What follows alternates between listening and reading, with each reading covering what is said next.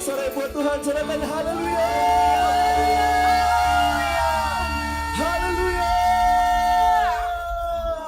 Puji Tuhan, nah kita bersyukur ya. Kita udah pelayanan bareng lagi nih. Haleluya, puji Tuhan. Mari sama-sama. Apa, Ma? Mereka mau puji Tuhan ya? Iya dong. Gitu? Iya. Kenapa harus puji Tuhan? Ya karena memang ini adalah hari Natal dan hari yang penuh sukacita dan kita gitu. harus memuji Tuhan. Yeay. Haleluya. Mari Sekali sama-sama lagi, kita bangkit berdiri. Sorakan haleluya. Iya, puji Tuhan, boleh jabat tangan satu dengan yang lain. Katakan Tuhan Yesus memberkatimu.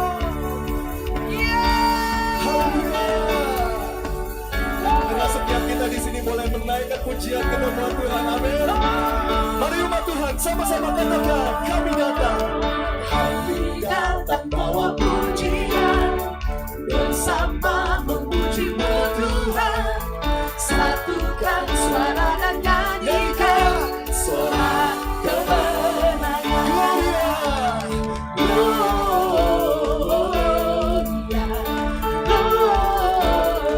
Gloria, besar Tuhan, ditinggikan di atas segalanya.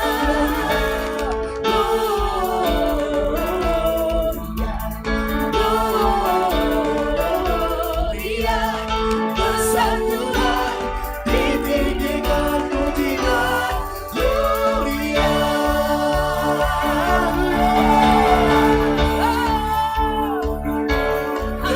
Pujian kita hanya untuk Tuhan. Amin. Mari sama-sama umat Tuhan GPIH katakan, kami datang. Kami datang bawa pujian, bersama memuji-Mu Tuhan. Satukan suara dan nyanyikan sorak kemenangan. Kami datang bawa pujian, bersama memuji-Mu Tuhan. Satukan suara dan nyanyikan sorak kemenangan. Sama-sama katakan.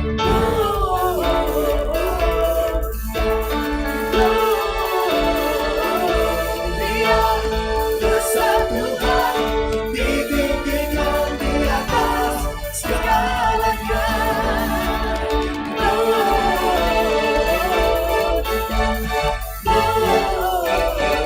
Gloria, besar Tuhan, ditinggikan pujian. Gloria.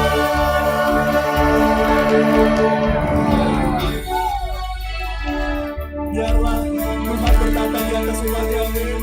Di atas nama pujian Tuhan. Mari sama-sama kita berikan pujian kita yang tertinggi kepada Tuhan. We give you glory. We give you honor. We give you praise for all that you are. We give you glory. We give you honor. We give you praise.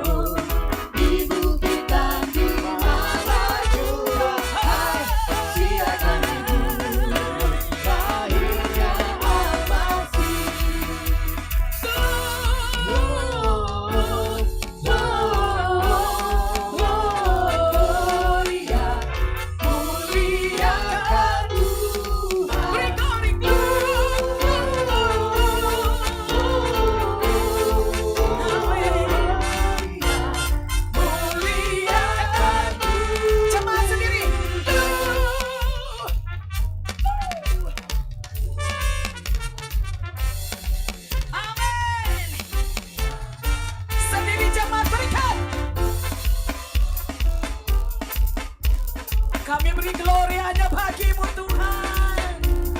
Muliakan sama-sama.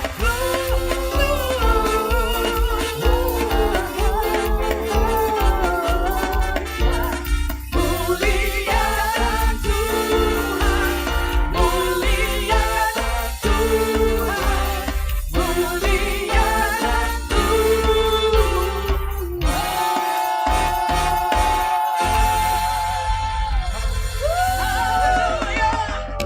Beri sama-sama yang paling terbaik. Katakan haleluya. Wow.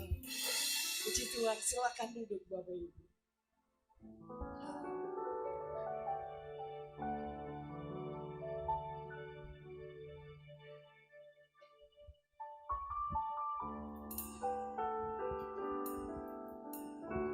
Bagi Dialah segala pujian, hormat dan kemuliaan. Hanya bagi Engkau saja Tuhan Yesus. Haleluya. Bagi Dia segala pujian, hormat serta syukur, kekal selamanya. Segala pujian, hormat serta syukur, selama-lamanya. Bagi Dia segala kemuliaan, bagi Dia segala pujian, hormat serta syukur, kekal selamanya. Bagi Dia segala pujian, hormat serta syukur, selama-lamanya. Mari kita berikan kemuliaan buat Tuhan. Haleluya. Bagi Dia segala pujian, hormat serta syukur, kekal selamanya. Bagi Dia segala pujian, hormat serta syukur, selama-lamanya. Mari saya undang untuk sekali lagi kita boleh pakai berdiri. Katakan bagi Dia segala pujian, hormat serta syukur, kekal selamanya. Bagi Dia segala pujian, hormat serta syukur, selama-lamanya. Mari katakan bagi Dia. Bagi Dia segala pujian, hormat serta syukur, kekal selamanya. Bagi Dia segala pujian, hormat serta syukur, selama-lamanya. Bagi Dia, bagi Dia segala pujian, hormat serta syukur, kekal selamanya.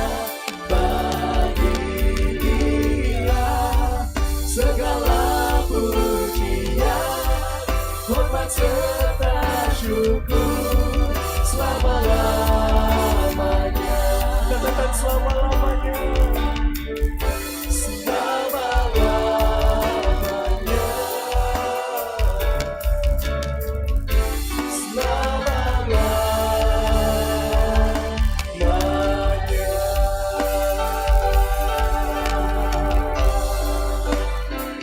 Mari kita sembah Dia.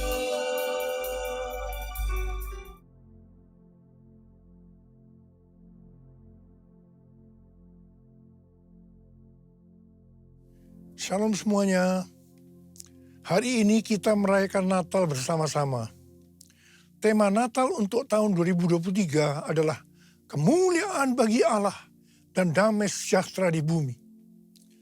Pada waktu Tuhan Yesus lahir ke dalam dunia ini, ada dua kelompok orang yang datang kepada Tuhan Yesus untuk menyembah Dia. Kelompok pertama yaitu para gembala yang mewakili orang-orang sederhana, baik secara ekonomi maupun kepandaian. Mereka juga adalah orang-orang Yahudi. Kelompok kedua adalah orang-orang Majus dari timur yang mewakili orang-orang yang bukan Yahudi dan orang-orang yang kaya dan pandai.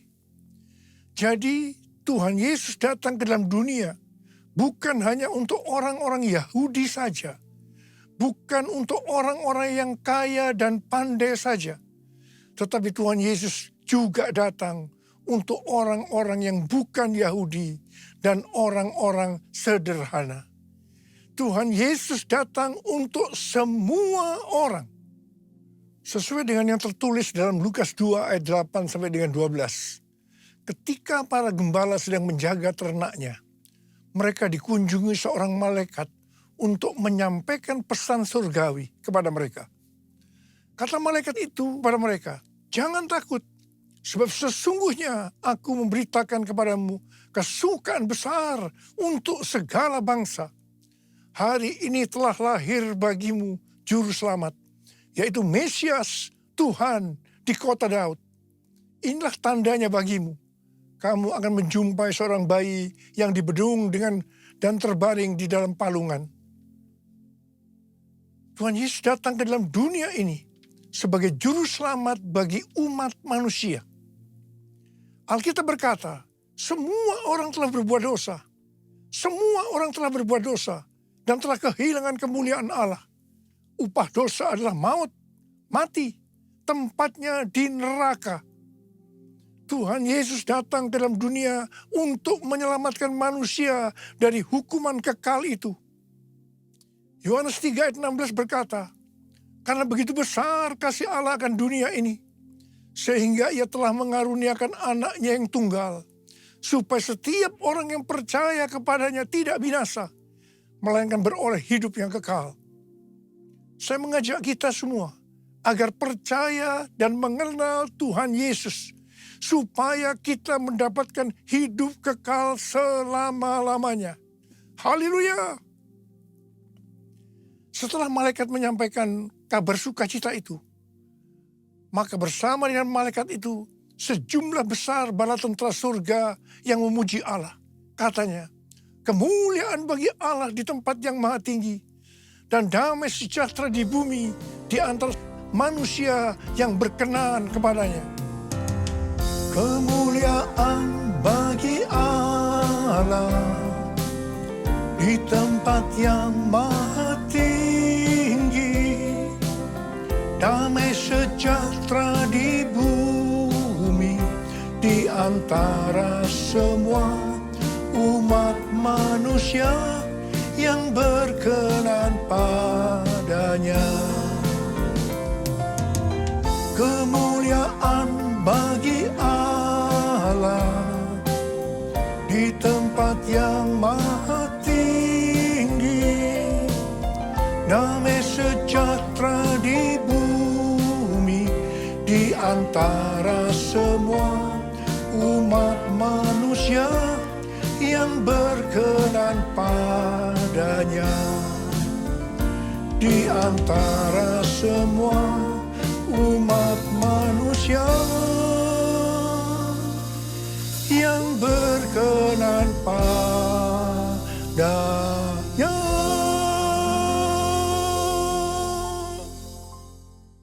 Setelah itu para gembala segera berangkat ke Bethlehem untuk melihat apa yang terjadi di sana, seperti yang telah diberitahukan Tuhan. Setelah mereka bertemu dengan Sang Mesias, mereka pulang dengan sukacita sambil memuji dan memuliakan Tuhan. Karena apa yang mereka dengar dan mereka lihat, semuanya sesuai dengan apa yang dikatakan oleh malaikat kepada mereka.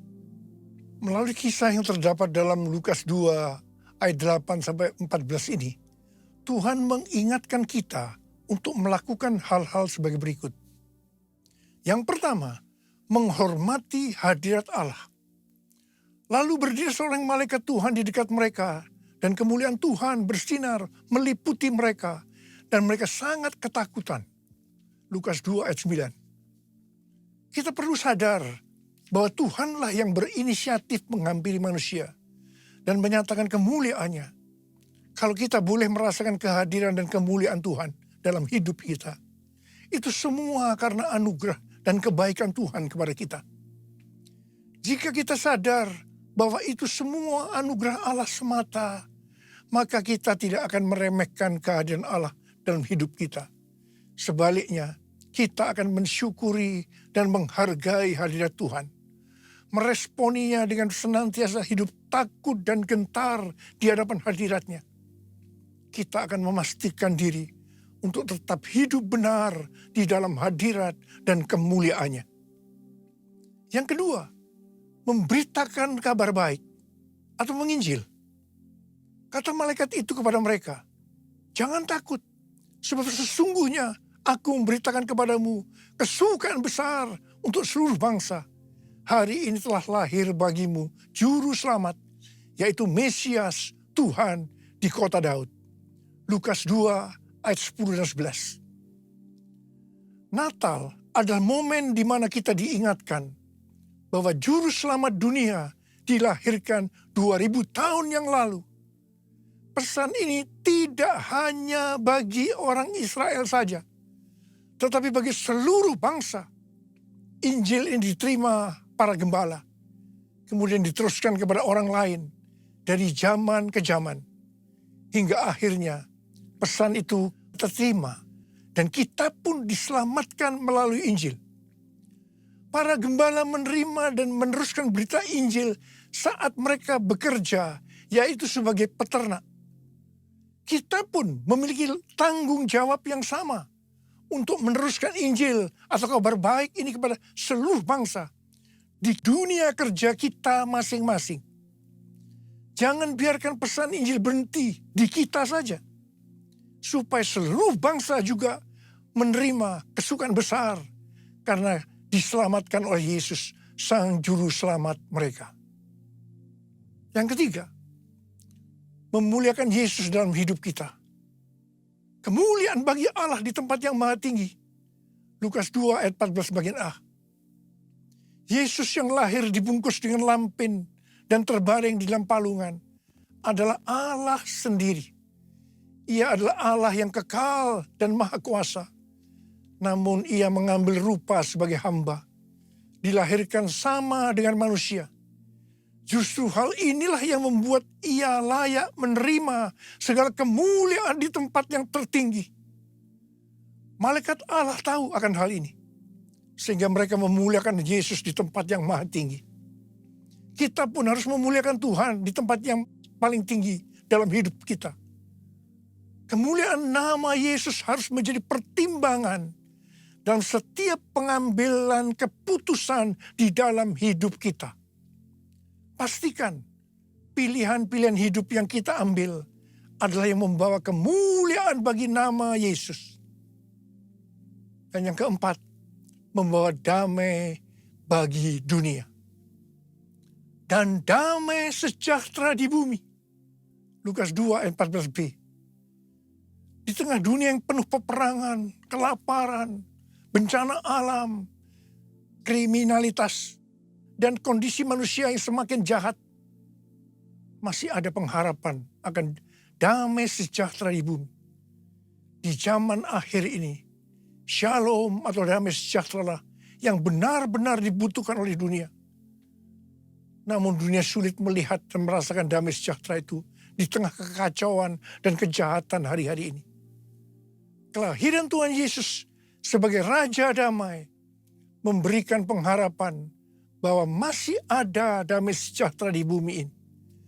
Adanya kejadian perang di beberapa tempat dan kondisi politik hari-hari ini membuat pengharapan akan damai sejahtera di bumi makin relevan dan dibutuhkan. Oleh sebab itu, sebagai anak-anak Allah, kita pun harus membawa damai dimanapun kita berada. Supaya dunia dapat melihat pengharapan itu. Orang dunia akan datang kepada Tuhan, melalui kehidupan kita. Dan menerima Sang Raja Damai menjadi Tuhan dan Juru Selamat. Sehingga mereka pun akan mengalami damai sejahtera di bumi. Yang kelima, menjadi orang yang berkenan kepadanya. Dan damai sejahtera di bumi di antara manusia yang berkenan kepadanya. Lukas 2 ayat 14b. Damai sejahtera di bumi ternyata tidak dapat dirasakan oleh semua orang. Hanya orang yang berkenanlah yang akan mengalami damai sejahtera di bumi. Oleh karena itu setiap kita harus lahir baru. Yaitu menerima Yesus sebagai Juru Selamat kita. Dan setelah itu berkomitmen untuk hidup kudus di hadapan Allah. Hanya orang yang rela memikul salib dan menyangkal diri yang akan berkenan kepada Allah. Dan akhirnya merasakan damai sejahtera di bumi. Oh Yesusku, Engkaulah Raja Damai. Kau turun ke dunia, selamatkan manusia. Oh Yesusku, Kau Tuhan penuh kasih. Kau berikan hidupmu untuk tebus dosaku. Kaulah Allah yang kupuji. Kaulah Allah yang kusembah. Kemuliaan bagimu di tempat maha tinggi. Kemuliaan bagimu di tempat maha tinggi. Di tempat maha tinggi. Di tempat maha tinggi.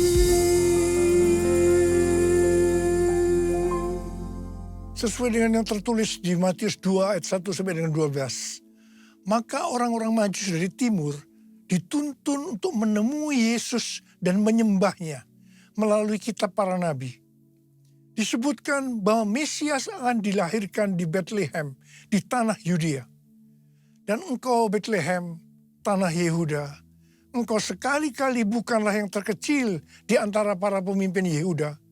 Karena dari engkaulah akan bangkit seorang pemimpin yang akan mengembalakan umatku Israel. Untuk sampai ke Bethlehem, mereka dituntun oleh bintangnya. Bintang yang mereka lihat di timur itu mendahului mereka hingga tiba dan berhenti di atas tempat anak itu berada.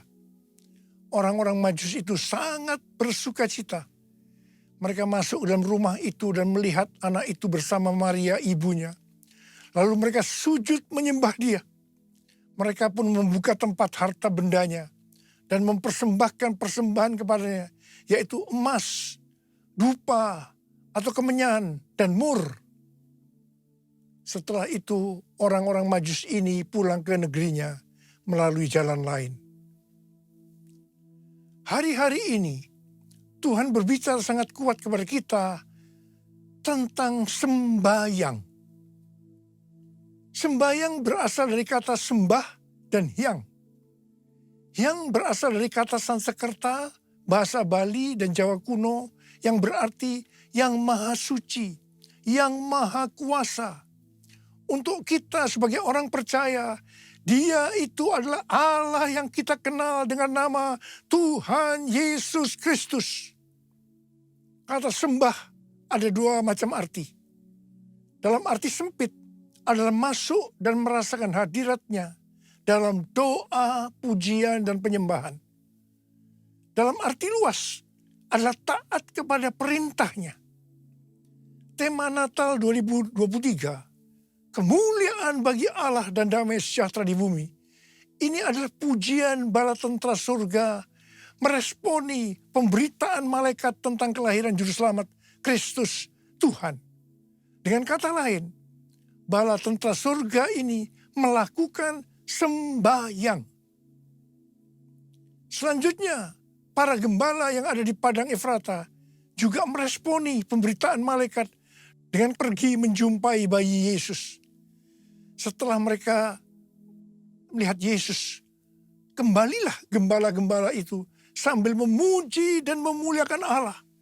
Para gembala ini juga melakukan sembahyang. Kisah Natal tidak dapat dilepaskan dari kisah orang-orang Majus yang dituntun bintang ilahi untuk datang ke Bethlehem melihat Yesus. Mereka sujud menyembahnya dan mempersembahkan persembahan kepadanya, yaitu emas, kemenyan, dan mur. Apa yang dilakukan orang-orang Majus ini adalah sembahyang. Kita melihat bahwa kisah kelahiran Yesus adalah juga kisah orang-orang yang meresponi kedatangannya ke dunia dengan sembahyang. Demikian juga kita semua. Tuhan ingatkan untuk banyak sembahyang dalam perayaan Natal tahun ini. Setelah melakukan sembahyang, orang-orang Majus diperingatkan dalam mimpi supaya jangan kembali kepada Herodes, melainkan mengambil jalan lain untuk pulang ke negerinya. Jalan lain ini berbicara tentang hasil dari tuntunan Tuhan bagi orang-orang yang sembahyang. Dalam perayaan Natal 2023 ini, saya mengajak kita semua untuk banyak sembahyang. Tahun 2024 akan banyak diselimuti dengan ketidakpastian. Sesuatu yang belum pernah kita alami sebelumnya sebagai akibat dari goncangan demi goncangan yang melanda bumi. Lewat sembahyang ini, Tuhan akan menuntun kita saat melalui jalan-jalan lain atau jalan yang belum pernah kita tempuh sebelumnya. Ku nyanyi Hosana bagi Rajaku yang duduk di tahta. Aku muliakan dan ku agungkan, Kau layak disembah. Ku nyanyi Hosana bagi Rajaku yang duduk di tahta.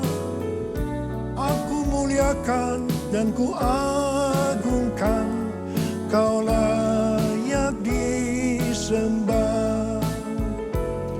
Kau layak disembah.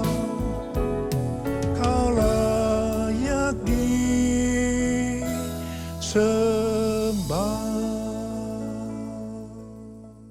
Pada tanggal 23 Oktober yang lalu, diadakan perayaan 40 tahun Asia Evangelical Alliance di SICC Tower.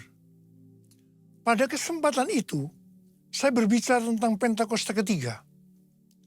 Lewat acara ini, dihasilkan komitmen untuk melakukan segala upaya dalam menuntaskan amanat agung di Asia dan sekitarnya, terutama dalam 10 tahun ke depan, sampai dengan tahun 2033. Haleluya! Acara ini mengambil tema, jalan itu belum pernah kamu lalui dahulu, dari Yosua 3 ayat 4. Ini adalah bagian dari kisah perjalanan bangsa Israel ke tanah perjanjian yang dipimpin oleh Yosua. Dalam menempuh perjalanan ke tanah perjanjian, mereka harus melalui jalan yang belum pernah dilalui sebelumnya.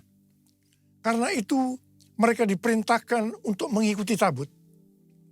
Sama halnya dengan gereja Tuhan hari-hari ini. Semua memiliki goal untuk menyelesaikan amanat agung pada tahun 2033. Untuk sampai ke sana, harus lewat jalan-jalan baru yang mungkin belum pernah dilalui sebelumnya. Itulah Pentakosta yang ketiga. Bangsa Israel harus mengikuti tabut dengan jarak 2000 hasta atau kira-kira 914 meter, supaya mereka dapat mengetahui jalan yang harus ditempuh. Mereka tidak boleh mengikuti tabut dengan jarak lebih dari 2000 hasta karena akan kehilangan arah dan tidak tahu jalan yang harus ditempuh. Saya katakan bahwa gereja kita, GBI Jalan Jenderal Gatot Subroto, kita semua akan kehilangan arah kalau tidak ada tuntunan Tuhan lewat visi restorasi Pondok Daud dan tema-tema yang Tuhan berikan tiap-tiap tahun kepada kita. Demikian juga mereka tidak boleh mengikuti terlalu dekat dengan jarak kurang dari 2000 hasta untuk menghormati kekudusan tabut. Pada prinsipnya hanya orang-orang Lewi yang bisa berada di dekat tabut. Orang-orang Lewi ini berbicara tentang mereka yang menguduskan diri. Sayangnya, akhir-akhir ini kita melihat terjadinya krisis integritas di kalangan hamba Tuhan, yang beberapa di antaranya dipakai Tuhan secara luar biasa. Pengertian lainnya dari terlalu dekat dan terlalu jauh dari tabut Allah terdapat dalam Pengkhotbah 7 ayat 16 dan 17 yang berkata, jangan terlalu saleh, janganlah perilakumu terlalu berhikmat. Mengapa engkau mau membinasakan dirimu sendiri? Jangan terlalu fasik, jangan bodoh. Mengapa engkau mau mati sebelum waktumu? Kita harus benar-benar memperhatikan agar tidak terlalu dekat dan tidak terlalu jauh dari tabut Allah, karena akibatnya fatal. Terlalu dekat di sini adalah terlalu saleh, perilaku yang terlalu berhikmat. Dan ini harus dihubungkan dengan Amsal 3 ayat 7 yang berkata, janganlah engkau menganggap dirimu bijak, takutlah akan Tuhan dan jauhilah kejahatan. Sedangkan terlalu jauh bisa berarti terlalu fasik dan bersikap bodoh. Bagaimana kita bisa mengerti kalau kita terlalu dekat atau terlalu jauh dari tabut Allah? Seperti pesan Yosua kepada bangsa Israel pada waktu mereka akan berangkat masuk ke tanah perjanjian dengan mengikuti tabut. Yosua 3 ayat 5 berkata, kuduskanlah dirimu, sebab besok Tuhan akan melakukan perbuatan ajaib di antara kamu.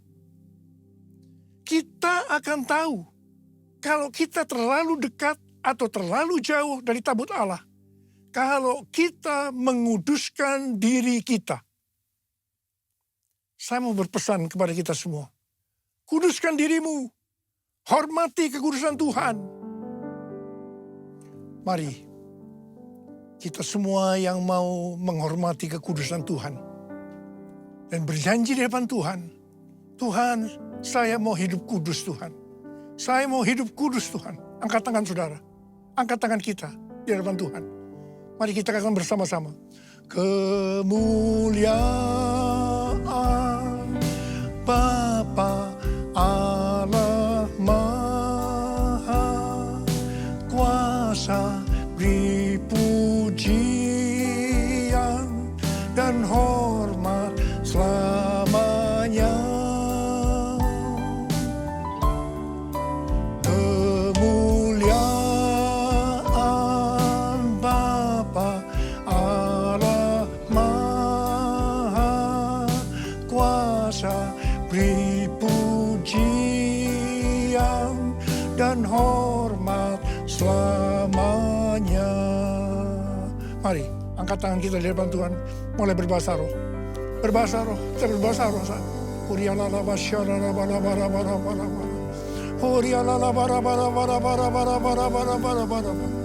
Oh ya Tuhan, ya Tuhan, ya Tuhan. Oh rana makana maya rana maya rana. Bapa, Bapa, ya Bapa, urapi kami semua, urapi anak-anak-Mu Tuhan. Kami akan masuk dalam tahun yang baru, tahun 2024. Sebentar lagi Tuhan, urapi kami, urapi kami. Kami mau berjanji di hadapan Tuhan, kami akan menghormati kekudusan Tuhan. Kami akan menguduskan diri kami setiap saat. Oh, terima pengurapan Tuhan, terima Terima. Oh, rabababa. Kemuliaan Bapa Allah Maha Kuasa, beri pujian dan hormat selamanya. Kemuliaan Bapa Allah Maha Kuasa, beri pujian dan hormat selamanya. Selamanya. Selamanya. Tuhan, terima kasih. Bapa, terima kasih. Terima kasih. Terima kasih. Dalam nama Yesus. Amin. Saudara, saya mengucapkan selamat Hari Natal tahun 2023. Tuhan Yesus memberkati kita semua berlimpah-limpah. Amin.